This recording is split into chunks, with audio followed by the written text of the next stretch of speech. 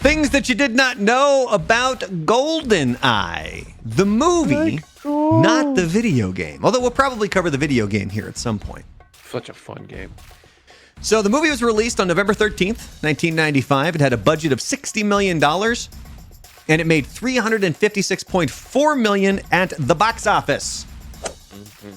So there was a pretty big gap between the movies. It went from License to Kill to Goldeneye. Timothy Dalton did want to return as James Bond, but he kind of hemmed and hawed, and they weren't quite sure what was going on. And by the time they were going to start this movie, they were like, "Hey, too old.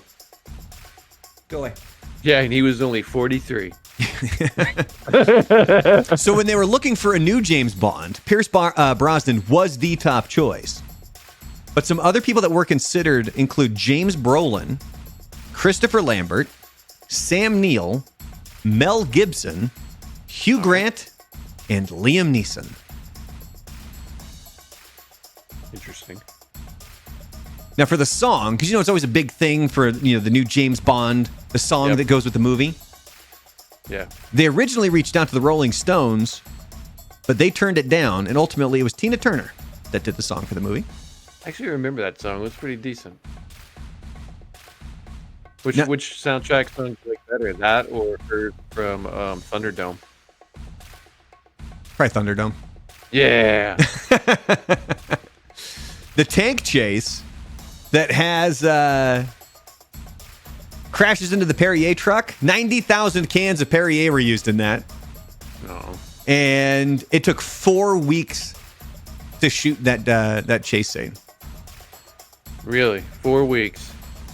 And there were also some firsts for James Bond with Goldeneye. It was the first Bond movie to have a completely original story that did not come from an Ian Fleming novel or short story. And it was also the first Bond movie that used CGI. No.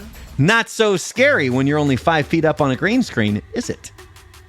Wasn't that like one of the first ones where it wasn't as campy either? Like they dealt with more serious, like it was more serious stuff than the whole Sean Connery, watch me slap my wife while I save the world. My understanding is that it was really... It was Daniel Craig when they started to kind of go down that path of way more serious. Okay. I believe so. The only two things I remember that was just the theme song was played, like if you had laser tag, they would play that over it along with like the Mission Impossible song.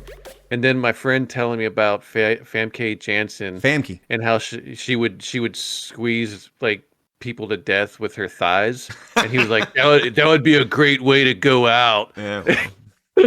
14-year-old kid, that would be a great way to go out. And then she would go on to play Jean Grey in the X-Men movies.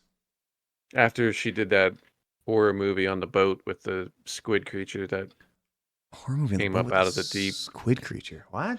Yeah, I can't remember what it was, but like there's like a cruise ship that suddenly it's going to get robbed by, I can't even remember the actor's name. All right, I'm looking this up now. It's like the Deep, I think is what it's called, and if they're going to rob it, but Deep Rising. Deep Rising. There you go. If you haven't seen that is a trippy movie for the 90s to watch. Now that sounds like a porno flick. It does. Too bad it wasn't.